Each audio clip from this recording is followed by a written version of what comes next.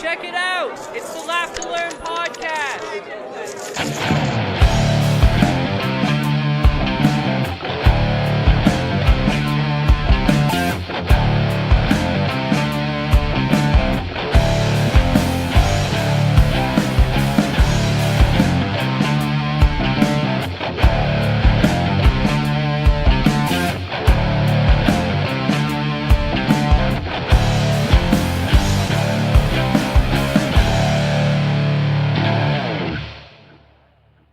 What is going on, everyone? Welcome to episode 18 of the Laugh to Learn podcast, your weekly source for a comedic spin on all the goings-on in the world.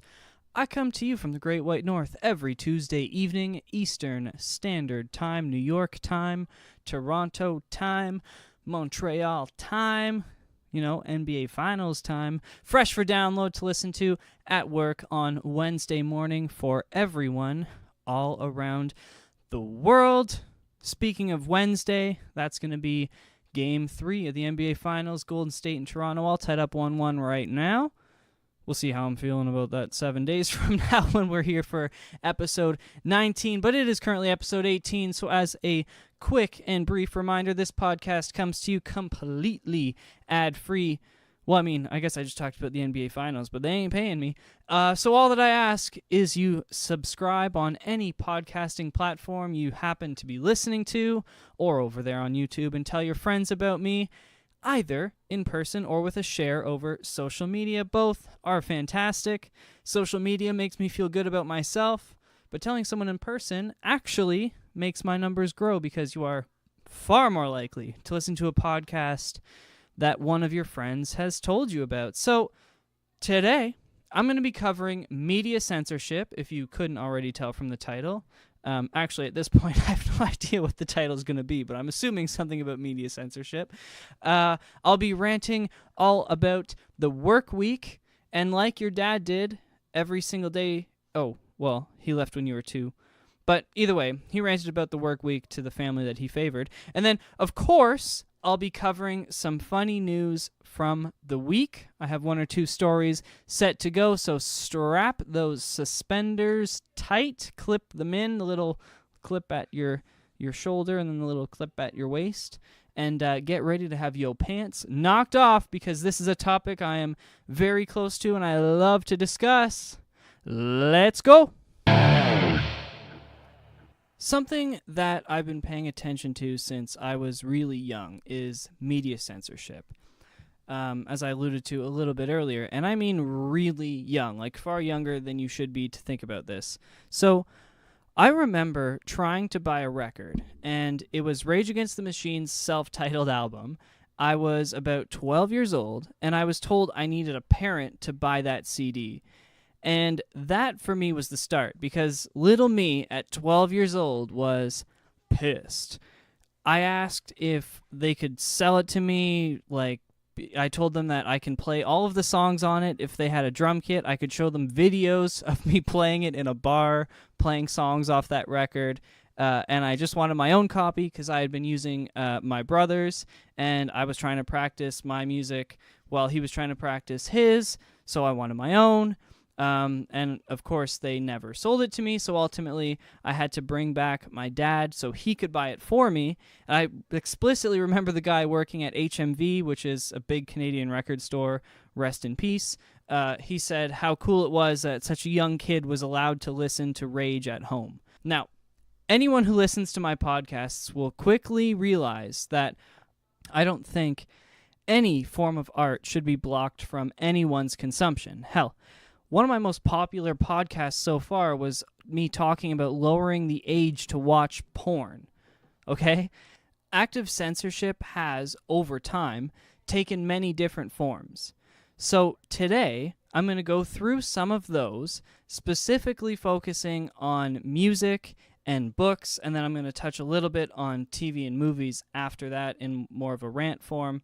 And I'm going to sort out exactly where we are today and how we got here. So, for starters, one of the earliest forms of really mass censorship came in the year 399 BC, when the famous Greek philosopher Socrates was asked to stop his philosophical teachings.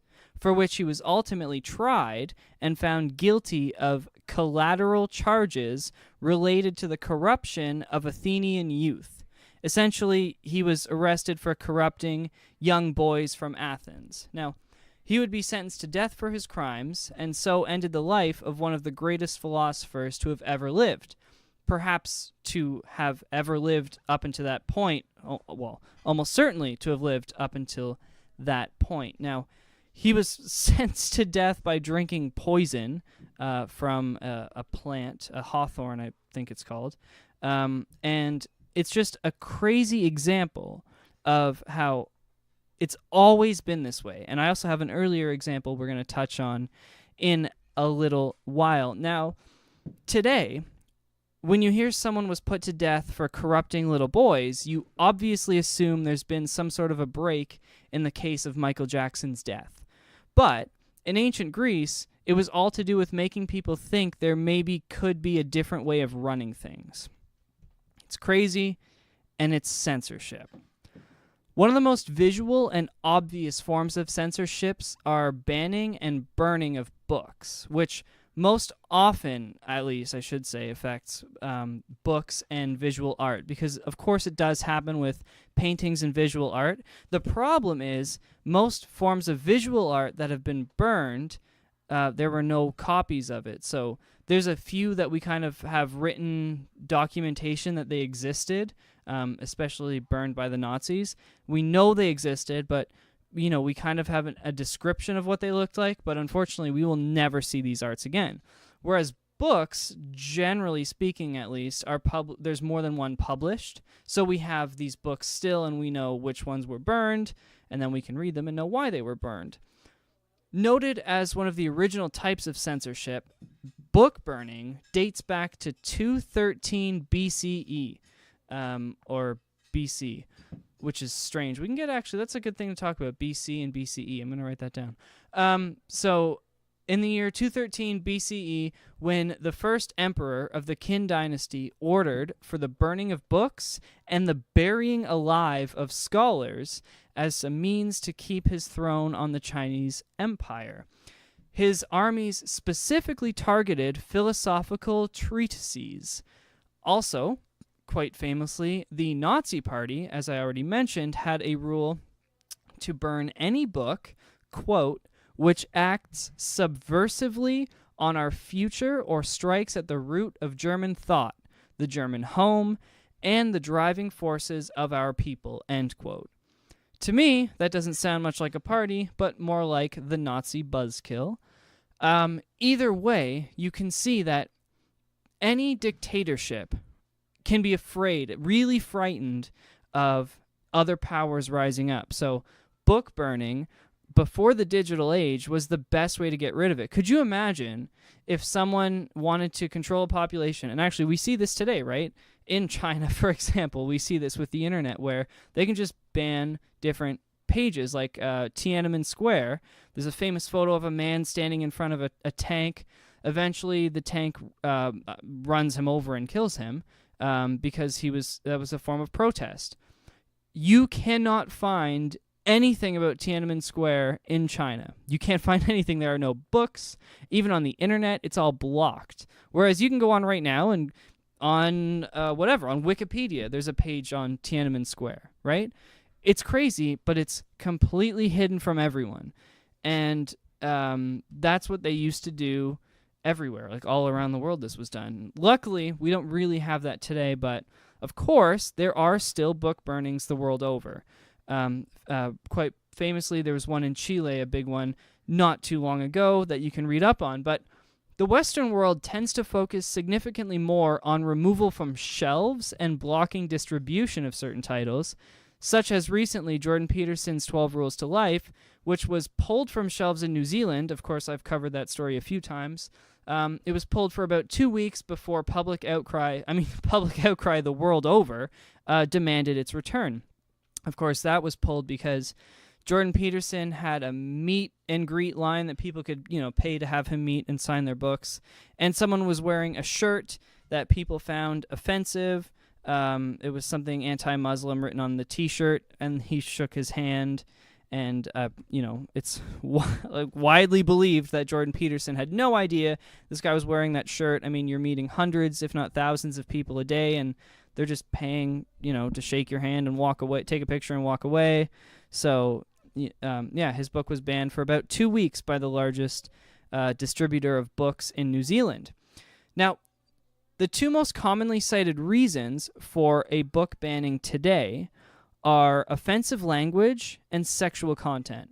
I've removed from here, there's an academic requirement, so like schools will remove books because it doesn't meet academic requirements, which I can understand. I'm not here to debate that fact. But outside of that, as I mentioned, offensive language and sexual content.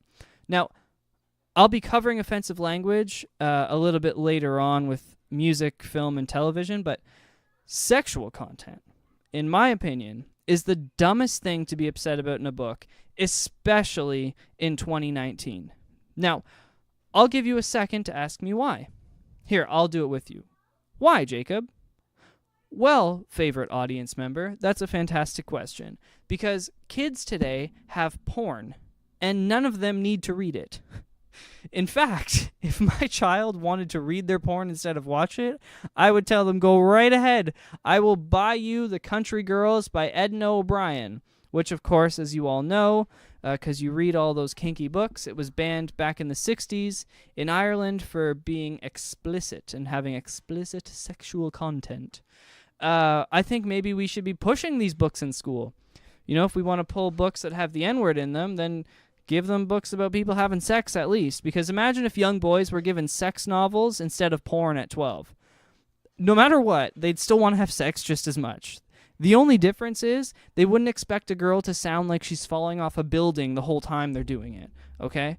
So, seriously, I don't understand. I really don't understand. I read a few just random articles and wiki pages and forum posts and whatnot about why people think sex novels should be banned. And what it comes down to, honestly, is they're talking about protecting the children. Don't let your kids read it. You don't ban stuff because of kids, right? Alcohol is legal. Weed is legal, at least here in the greatest country in the world of Canada. Weed is legal. It should be legal everywhere. Why should it be legal? Because I'm not going to give it to my nephew.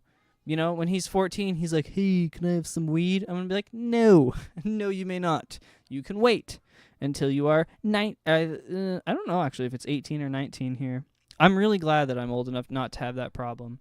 Like the drinking age of 21 in the U.S., I'm coming up with topics left, right, and center. Ridiculous. The drinking age should be significantly lower than 21. Why? Because at 21, I was sick of drinking and becoming an accountant, not hanging out at the bar every weekend.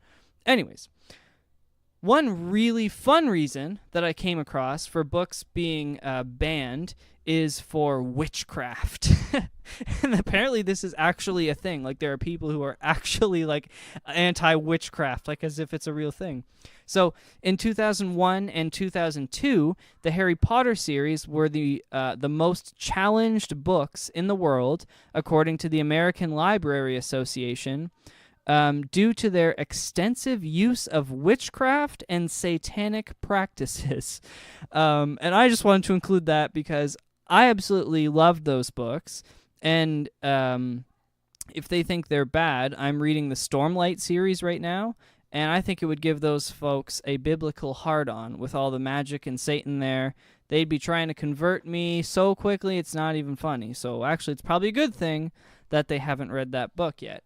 And, I mean, the idea that there's satanic practices in children's book and stuff like that, it's just not accurate. And this is one of the biggest problems that I came across when it comes to researching for this topic is a lot of the arguments in favor of censorship, no matter what it is, no matter where it comes from, it's either protect the children, which I've kind of covered already and I'm going to touch on again later. I think it's a ridiculous argument. And then the other arguments are stuff like this. They just don't make sense. You're talking about, like, satanic writing and stuff, and we can't have kids reading something that's satanic.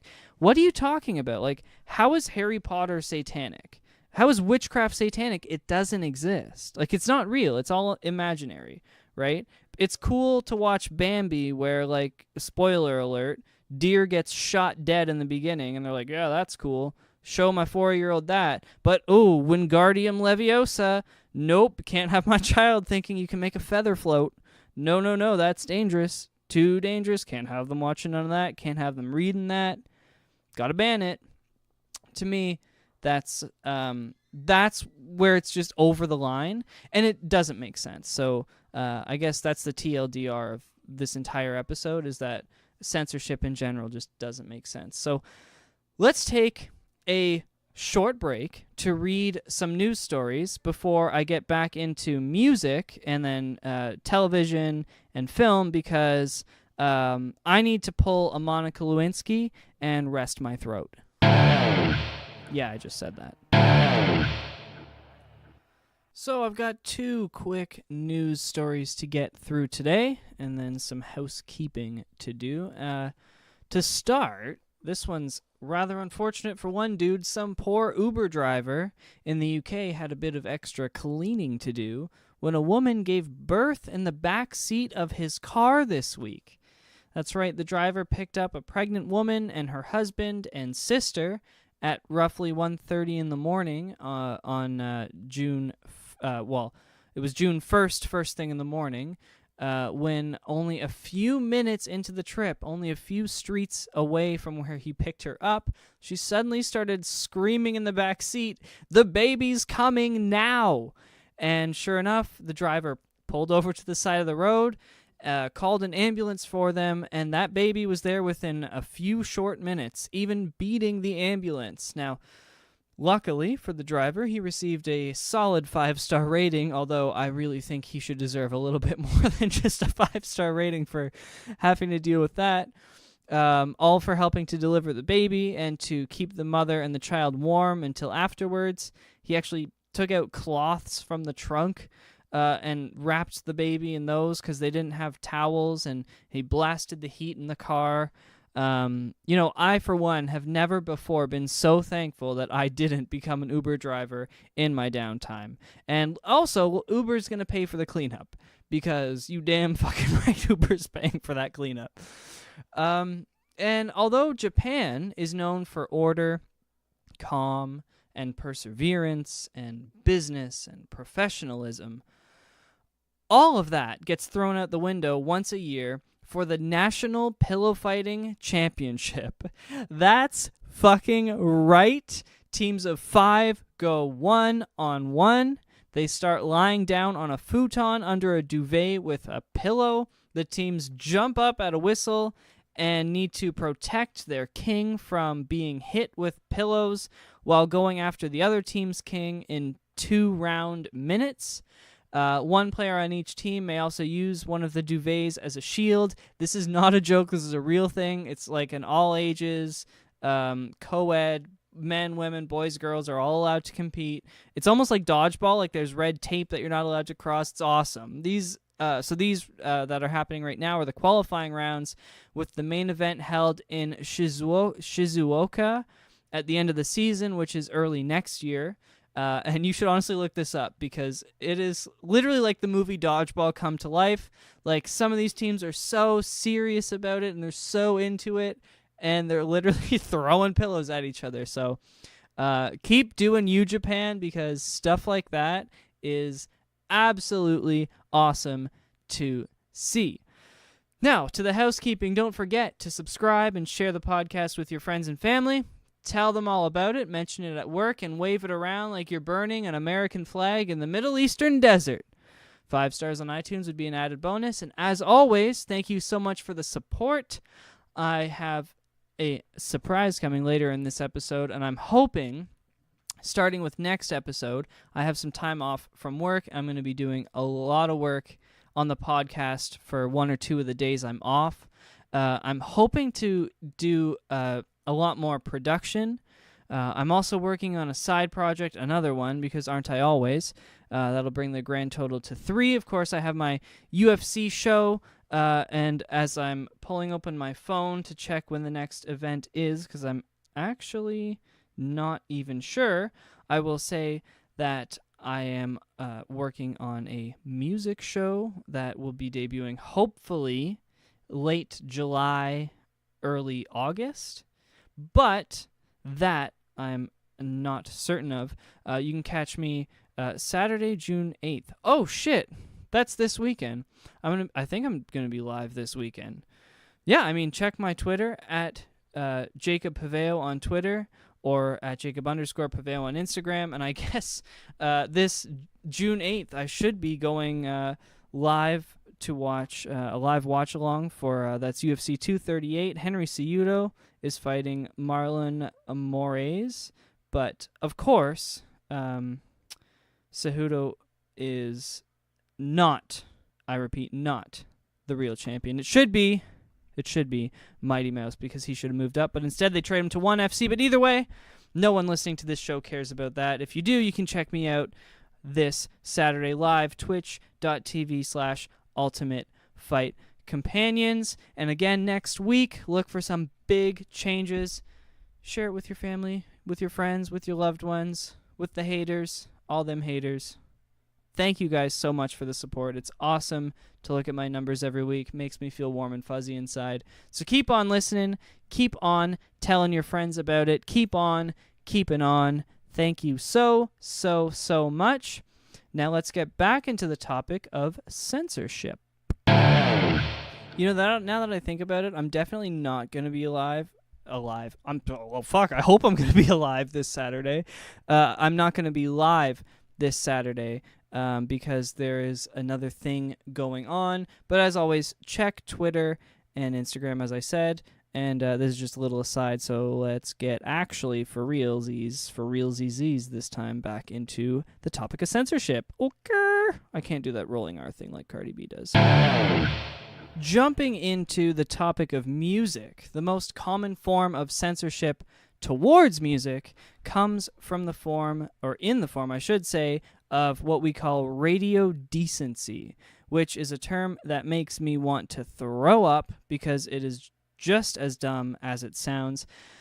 Because of the large audience of radio, it is common to cut out content which may be interpreted as offensive by any and all listeners, often resulting in what those of us old enough to remember LimeWire will remember as a radio edit or a clean version of a song. Now, as you probably already know, these versions remove profanity and references to sex and drugs. Those are the three things they target most.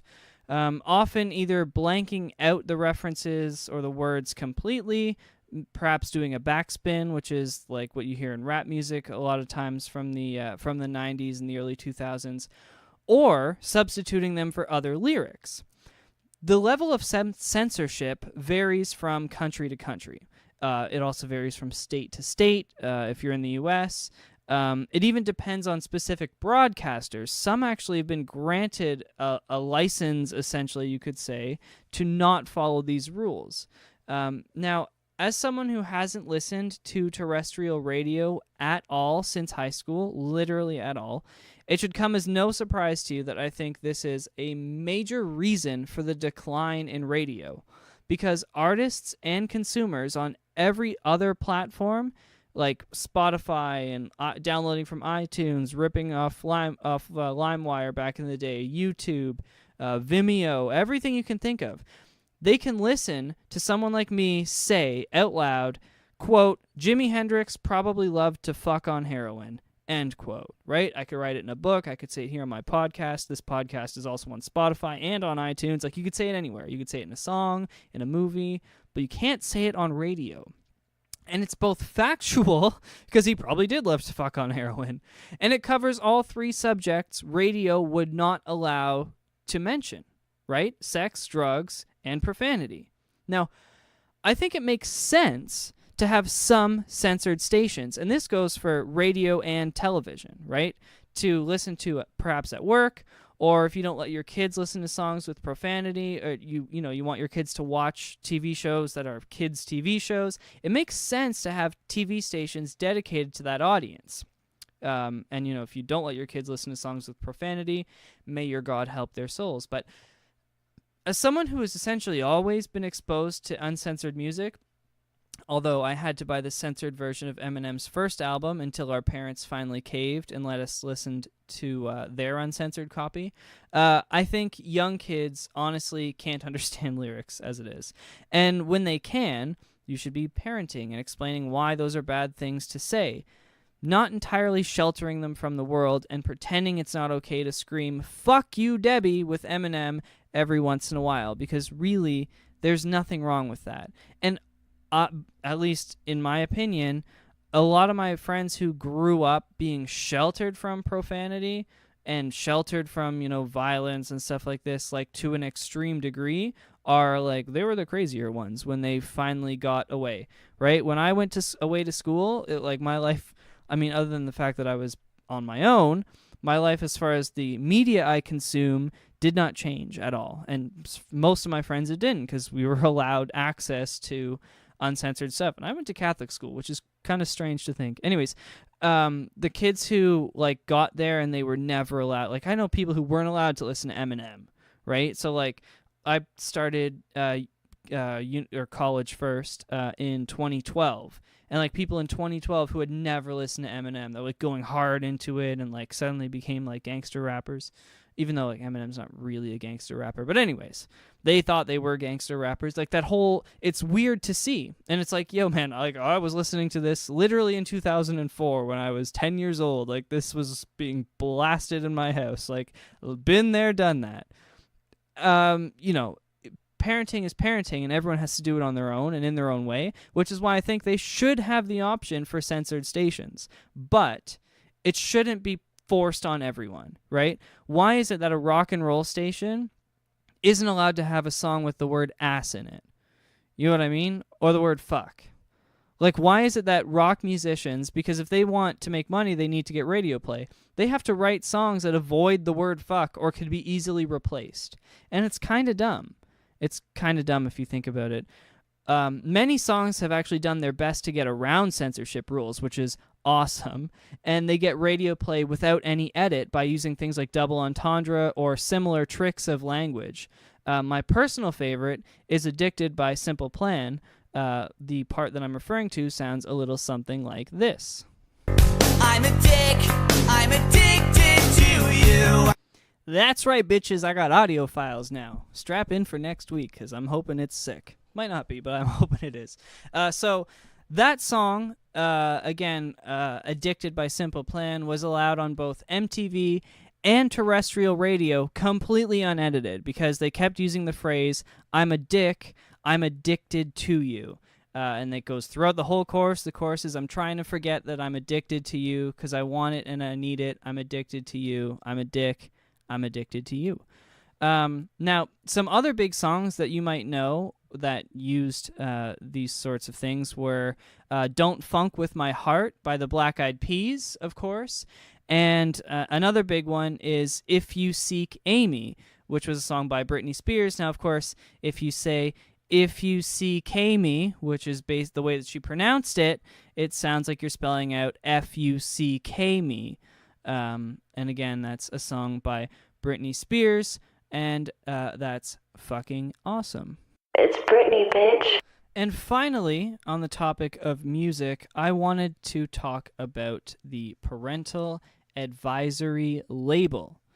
We all know it. We all know it very well. But the question that I have for you is, do you know where it comes from? Because it's actually a crazy story. So in 1985, Mary Tipper Gore, who is, of course, the wife of the founder of global warming, Al Gore, founded her own, that's obviously a joke, founded her own little organization, which is actually a huge organization, called the Parents Music Resource Center, after her daughter recognized lyrics to Prince's song Darling Nikki to be indirectly referencing masturbation. Oh no. Now, after 5 years of crazy legal battles, they raised tons of money and lobbied against many, many politicians on all sides of the aisle. It was finally agreed in 1990 after they did several things. So they had a small sticker that said something else, and they had agreed that warnings had to be placed on the back of a record, and then they wanted to try and do it inside a record. They wanted radio to make a comment ahead of time saying that there might be something that people didn't like. Ultimately, in 1990, it was agreed upon that a black and white parental advisory sticker would be placed on the bottom right corner of an album where we all know it so well. Before this, they were using a round warning sticker, which I already alluded to, but it wasn't a requirement. And if you find an album with one, it's definitely worth collecting and picking up if it's not too expensive, as I've only seen 2 of them before. But don't spend too much money. It's not worth like a ton of money. It's just a cool thing to have if you can find an LP that has one.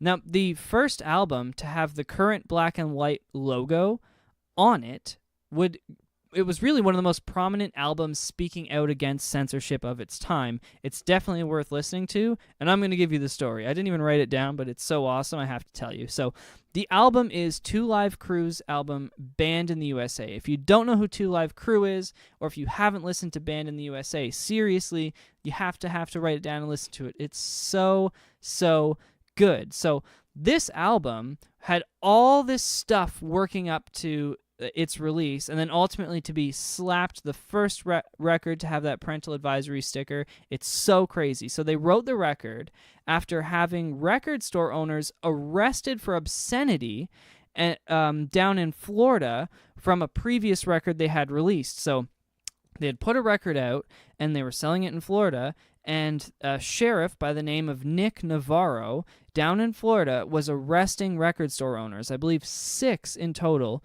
he arrested record store owners. So the band went down there, the group went down there to do their songs and kind of support these guys. Like, what the fuck? You can't just arrest people for selling CDs, right? That's so wrong. It's against, in the U.S., of course, the First Amendment.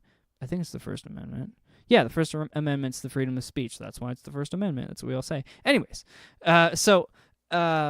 all these people were arrested. They go down to play in Florida, and what happens? Well, Sheriff Nick Navarro shows up, and after the band played 1 or 2 songs, arrested them for publicly performing obscenities, which is basically a charge that is, like, saved for, like, public displays of sex. You know what I mean? Like, if you get like a group of people that have sex in a public square for other people to see, you can arrest them for that. But this is like, these guys are just rapping on stage at a show that people paid to see, and he's like, nope, arrested them. So they decide after this, fuck that, we're gonna write an album all about this guy Nick Navarro and all about the bullshit censorship that they have to deal with. And then ultimately, because of all this, it just adds to it that they got slapped. They were the first band slapped with a parental advisory sticker. And on the album, Banned in the USA, the one that got the sticker on it, one of their songs is aptly titled, I should say, Fuck Navarro. So, I have to agree with that. The parental advisory sticker, however, given time now, it's been there since 1990, so that's a total of 29 years. The parental advisory sticker seems to have driven record sales through the mid-90s and up until the end of the CD era. It's kind of debated whether or not this is a fact, but I was taught it in school as if it was, and doing research, it kind of goes back and forth. But some musicians most certainly would make 1 or 2 explicit songs just to get the sticker, because little kids like that 12-year-old me buying Rage Against the Machine wanted to hear what people really had to say, and they wanted these records. Now, let me rant on this a little bit to wrap it up. So I want to jump into film and television just quickly, because I think you understand where I stand on censorship. Here in Canada, we have the CRTC, the Canadian Radio, Television, and Telecommunications, and they are in charge of all censorship that happens here on any sort of platform, right? And ultimately, I stand absolutely opposed to any sort of censorship, because I think the only argument really is to protect the kids, and I think that it's your job as a parent to protect your children. It's not my job as an artist to protect your kids. And that's kind of even the way that I look at my podcast, is like, if someone came to me and was like, I think you swear too much on your podcast, I'd be like, yeah, you're right, I probably do. But I'm not podcasting for your 9 or your 10-year-old to listen to.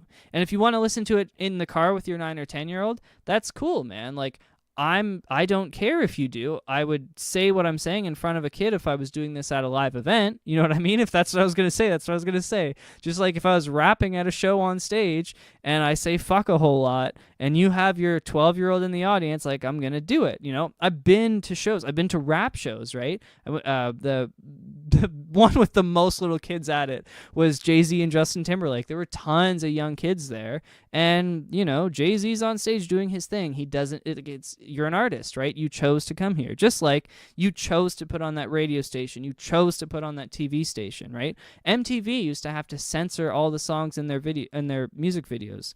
I know, RIP, I know, I just aged myself that MTV used to play music videos. But it's so important that we don't allow censorship to take over, because it's now starting to move into online spaces, right? I've talked a lot before about how I didn't want to release on YouTube, because if I was doing this podcast 5 years ago on YouTube, I would have significantly higher numbers because I'd be promoted in places.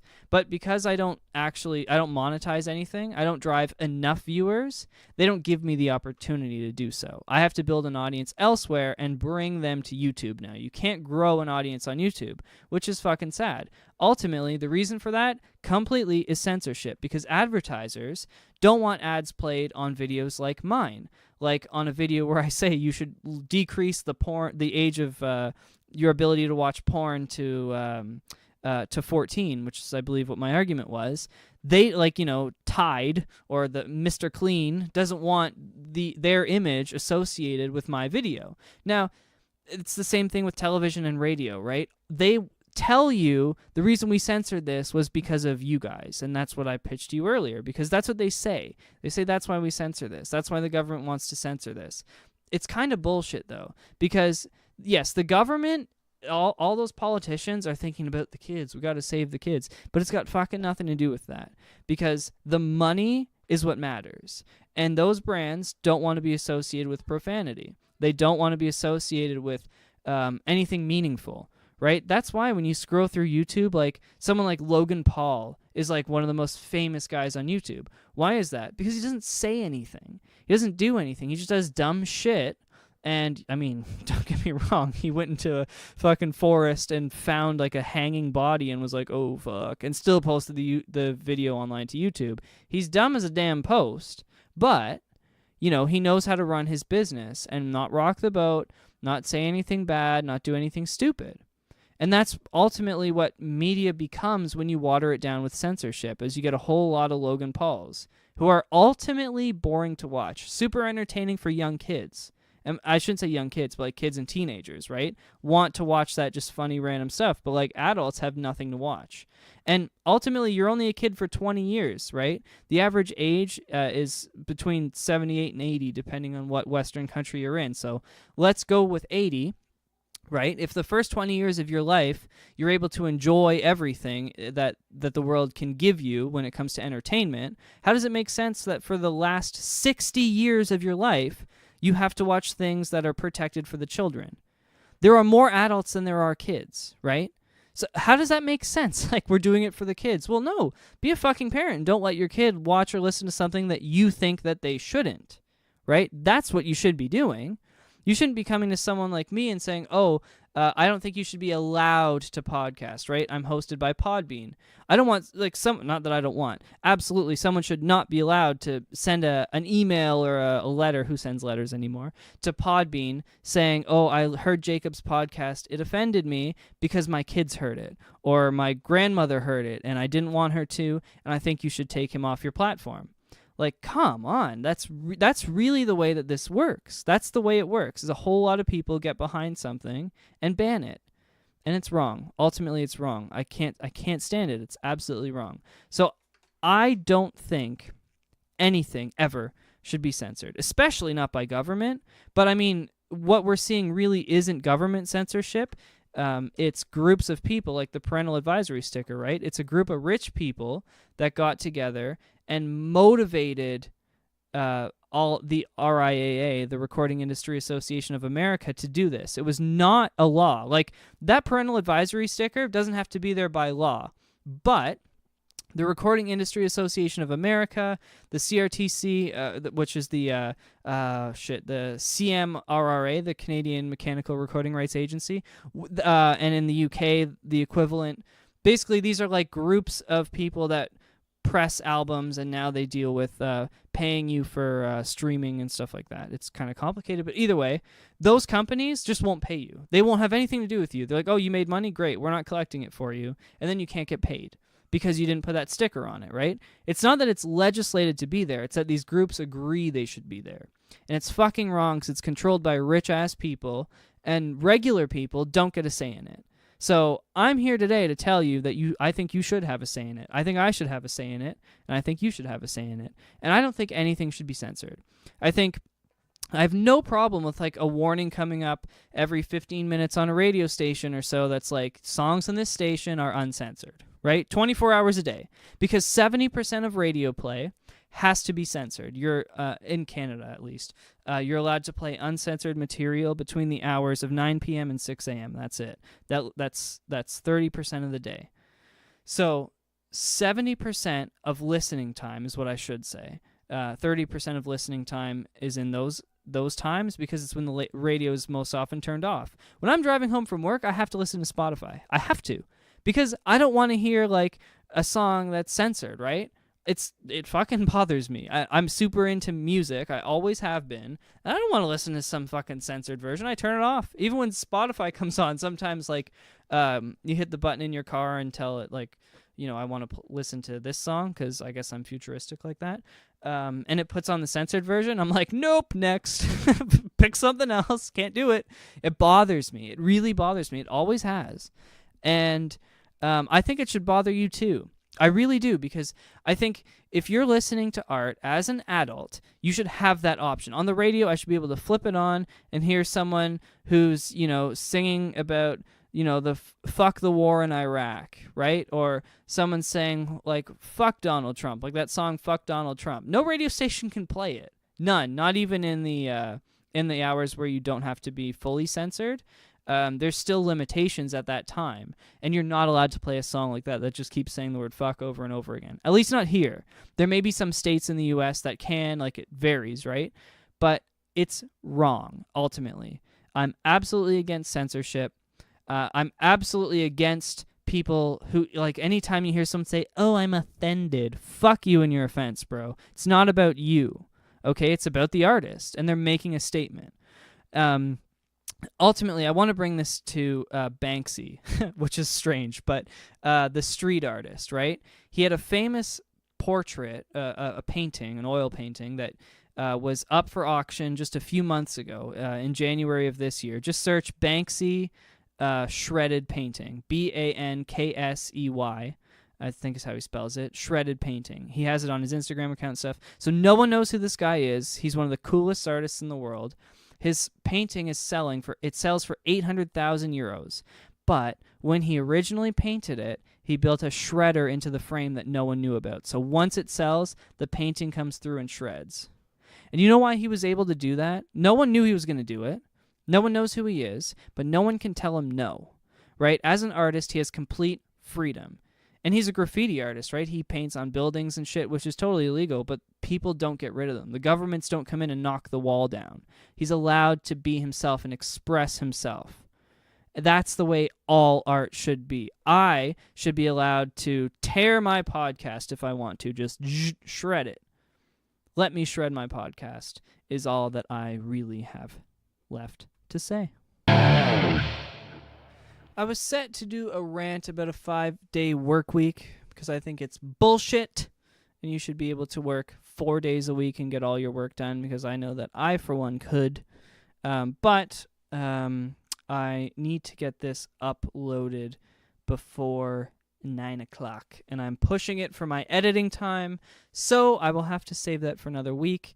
I'm going on vacation. I have one more day of work, and then I have a whole bunch of time off, so I'm going to get this podcast rearing and building an audience aggressively again when I come back. Like I said, I'm planning on doing some cool-ass things in production. So this is the time. If you're new to the podcast, stick around. One more episode. It's going to be so fire, so dope. I just used a word that 15-year-old kids use, so you know I'm fucking cool.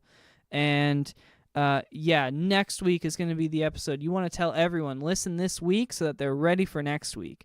All right, and this is a super important topic, talking about censorship. So thank you all for listening. As always, this podcast comes to you ad-free, and all I ask is that you share it with your friends and family. As I just mentioned, subscribe on any podcast app or network, but of course, my home is over on the Podbean app. You can download that for free.